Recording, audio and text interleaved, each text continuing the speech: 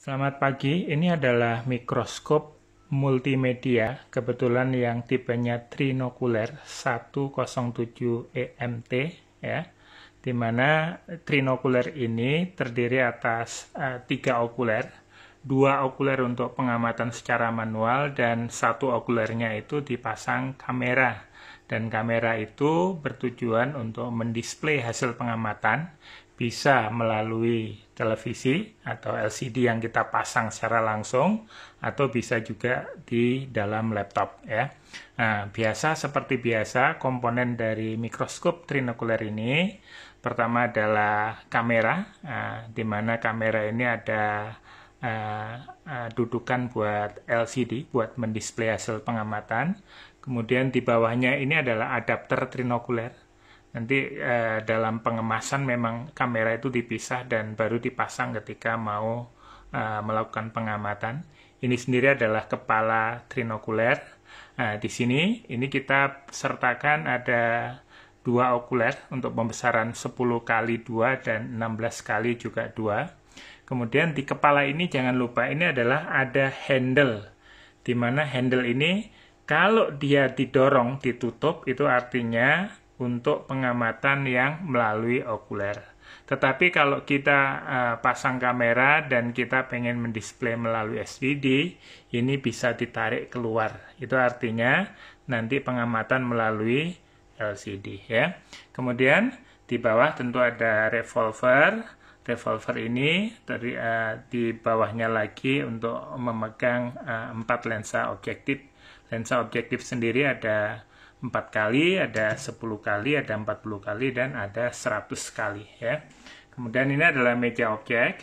Kemudian ini di meja objek ada mechanical stick, di mana dikendalikan dengan putaran, di mana putaran ini untuk menggeser objek maju mundur atau bergeser ke kanan ke kiri, ya. Kemudian yang ini adalah makrometer atau pemutar kasar.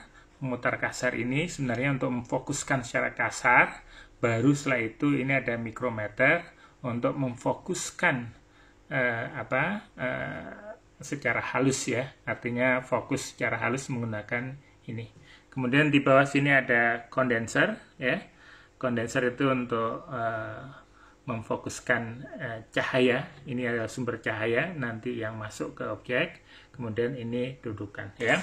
Nah, bagaimana cara merakitnya? Jadi merakitnya itu kalau saya balik, ya, seperti ini.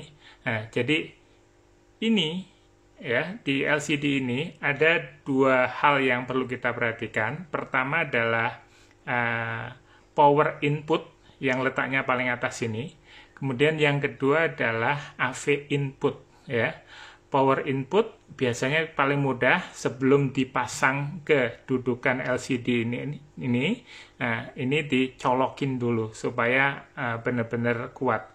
Di bawahnya ini AV input, kita bisa milih ada 2, ada AV1 dan AV2. Supaya memudahkan, biasanya saya milih yang AV2 supaya tidak bersinggungan dengan power inputnya. Nah, power input dan AV input itu dihubungkan di mana? Dihubungkan ke body mikroskop. Di bawah, di body mikroskop itu, kita sudah letakkan berbagai panel, di mana ini adalah AV in tadi, AV input yang ke LCD itu masuk ke dalam body mikroskop yang kita sudah sertakan. Kemudian ini power inputnya juga sama. Kemudian ini adalah power yang berasal dari AC untuk menghidupkan mikroskop. Dan satu lagi, ini adalah USB output, di mana USB output itu berfungsi untuk mendisplay hasil pengamatan ke dalam laptop. Dan jangan lupa ketika merangkai itu menghubungkan kabel ini, ya, itu ke kamera. Dan kamera kita sudah sertakan colokan di sini. Kita tinggal tusuk aja dengan kabel ini. Ketika nanti dalam proses pengiriman, biasanya ini kita taruh, ya. Dan satu hal, ini kabel ini tuh berfungsi untuk mengirimkan data hasil pengamatan melalui kamera ke dalam mikroskop ya. Kemudian di samping itu, di samping dari bodi mikroskop itu ada beberapa hal. Yang ini adalah kabel power ya. Ini saklar power, dimana kalau kita hidupkan, ini menyebabkan si LCD LED dari mikroskop ini nyala.